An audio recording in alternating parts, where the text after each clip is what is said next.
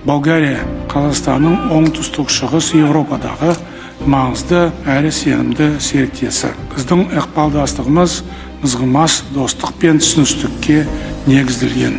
Жалпы Қазақстан Болгарияны стратегиялық маңызы бар серіктес ретінде қабылдайды және сіздің мемлекетіңізбен қарым-қатынасты одан әрі дамытуға үлкен мән беруде.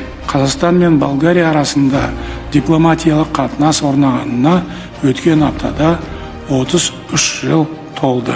Сіздің сапарыңыз осы мерейлі межеге тұспа-тұс келіп отыр. Осы уақыт ішінде біздің елдеріміз барлық деңгейде өзара сенім рухындағы саяси диалог орнатты. Нақты шарттық құқықтық негіз қалыптасты.